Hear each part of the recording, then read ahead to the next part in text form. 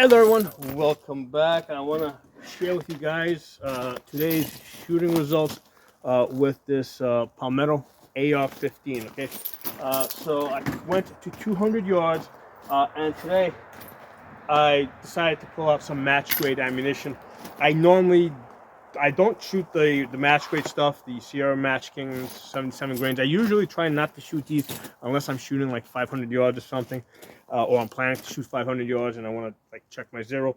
But I've had this scope here, this Primary Arms 1 to 10 by 24 first focal plane on here. I put this on here I think maybe about 2 weeks ago, and basically I've been testing it out on the 16-inch for lightness, for comfort, etc. I want to see how the two work together, and I've been liking it. I love the hybrid rail.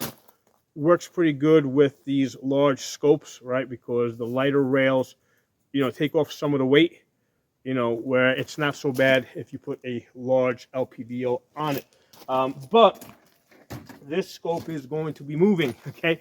That scope is going to be going on my 16-inch Palmetto AR-10, which is coming in either today, tomorrow, or the day after. Okay, according to the tracking, which is never 100% accurate.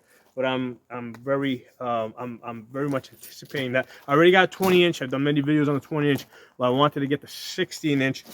So what I wanted to do is, given that that scope is about to come off that rifle, I said, you know what? Let's pull out the 77 grains Sierra Match Kings and see how good we can get. Now, I've already hit 1-inch groups, okay, at 100 yards, or at 200 yards. I've hit 2-inch groups. Basically, I've hit one MOA with this Wolf WM 193. So I've already hit the 1 MOA mark.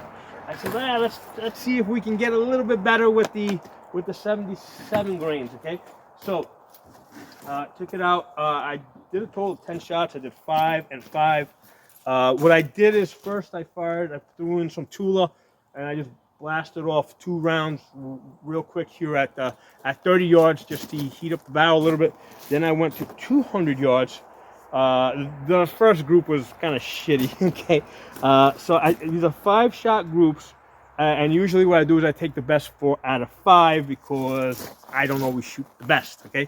Sometimes I'm just, sometimes I pull a shot. So just to be consistent, I always take the best 4 out of 5, unless like all 5 are great, then I'll take those as well.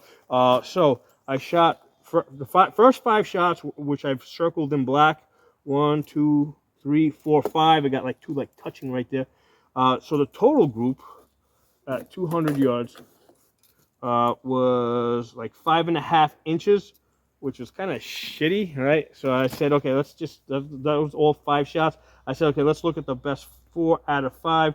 The best 4 out of 5 was 4 inches for a 2 MOA. Okay, so 2 MOA with match grade ammo. I mean, that doesn't make me very happy. I mean, I can get that sometimes with Tula. Okay, so I said, let's take another 5 shots. Okay, granted, like I said, the first 5 shots I knew I wasn't shooting my best, and usually when I'm not shooting my best, the thing that I focus on, right? The thing that I try to focus on, like obviously I try, I mean, I do the whole thing about with stabilizing the gun, holding my breath. But the thing I try to focus on is my follow through. Okay, I try to keep aiming after the gun goes bang, and that usually tightens up my group. So that's like the first thing I try and fix when I'm not like 100% satisfied.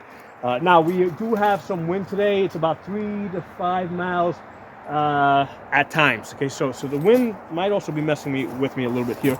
So I took another 5 shots. Again, this is 200 yards.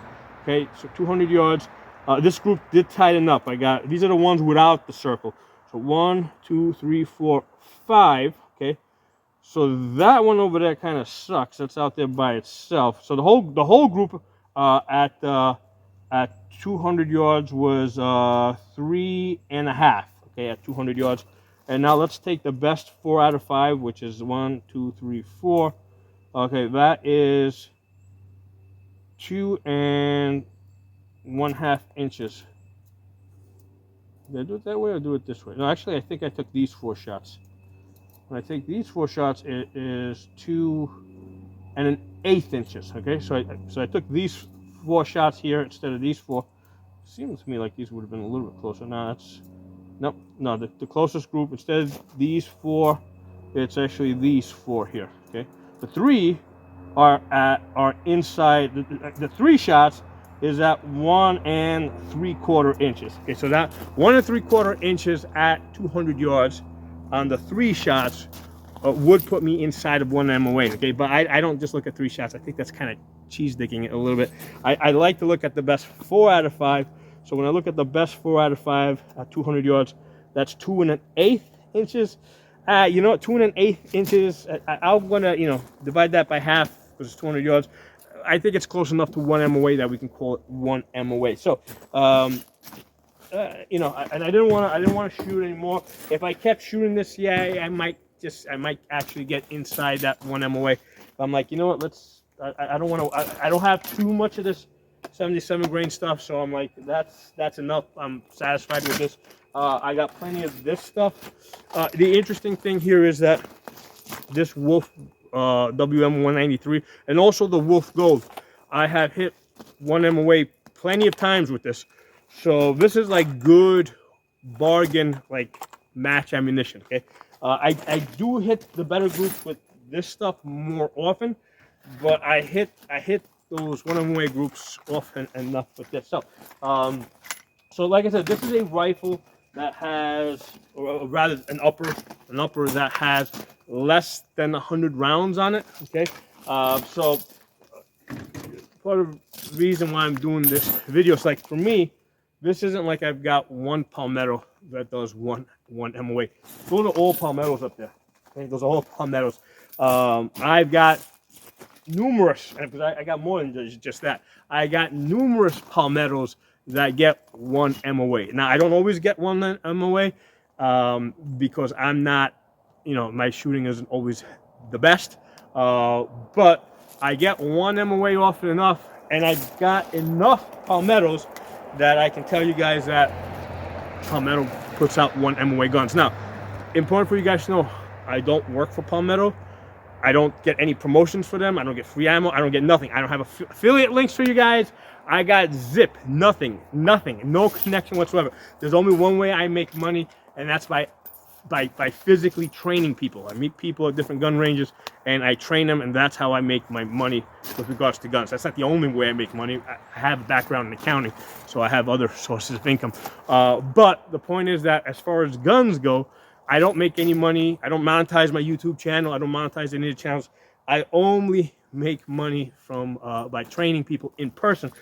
The point of that is that I really don't have any reason to tell you guys that Palmettos are good guns, other than the people that I train, my customers ask me, hey, what guns should I get? Okay, and I will usually tell them, especially if they're first-time gun buyers, I will say, okay, go to Palmetto. Here's a link for your lower. Here's a link for an upper. Order it. Send it to the FFL. That's where you're going to start. Okay. Which, again, not to say that they shouldn't buy other guns, but that's usually what I will tell them. And then from there, I'll say, okay, go to Holosun, get your red dot from there, get good with it, get a magnifier. We'll practice with that for a couple of months.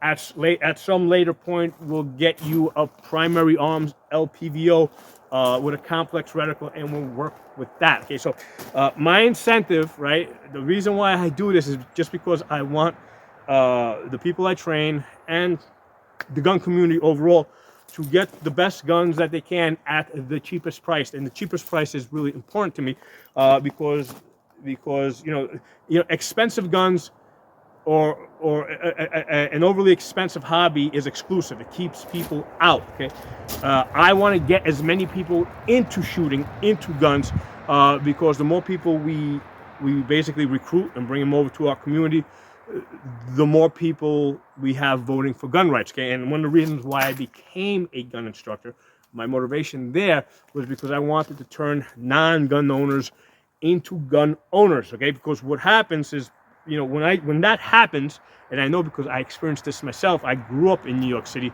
I didn't grow up with guns. Okay, prior to me getting into guns, the Second Amendment was somebody else's right.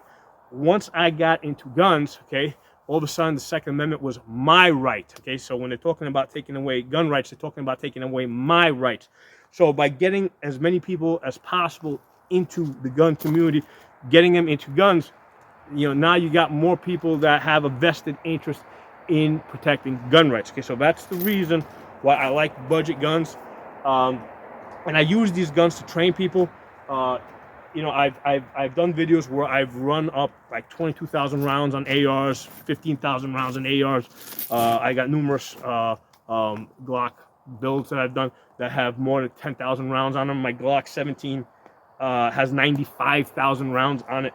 So I do very high round count. So number one, I use guns because I want guns that are reliable. I want guns that I can get parts, and if I can't get parts from manufacturer, I can get aftermarket parts. That's AR-15s and Glocks. And also, I want access to and knowledge to be able to fix those guns. Okay, because I didn't always know how to fix Glocks. I didn't always know how to fix AR-15s and build them.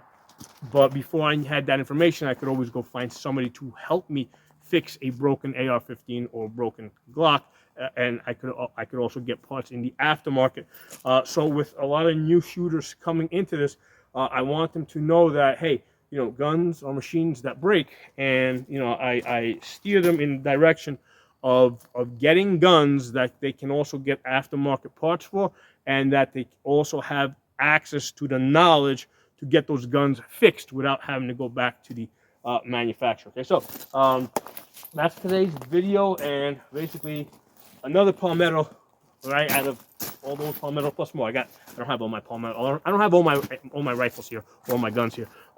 So another Palmetto that is now a 1 MOA gun. Actually, it's been hitting 1 MOA. It's hit 1 MOA a couple of times. I have done a few videos on this gun already, but it's got less than 100 rounds, so it's fairly new. Even though I've had it for I think 2 years, I just started using it. Part of the reason why I will sometimes get uppers or get another upper, because an upper is a place for me to put another scope or another optic, because from my perspective, it's like, okay, I like this optic, or I like this LPV, or I like this scope. Let me get that. And then when I got it, it's like, okay, where am I going to put this? I don't want to take the scope off of that one. I like that scope. I like that scope. I like this scope. And it's like, okay, just get another upper. Right? I don't necessarily get the lower. Okay, but to me, it's like, okay, go to Palmetto's website, order a $300 upper. I know it's going to be 1 MOA, right? It ships directly to my house. I don't have to go through an FFL, and now I got a place to park that new optic, right, or that new scope. Okay, so those are my thoughts for today. Hope you guys enjoyed the video. Drop some comments. Talk to you all soon.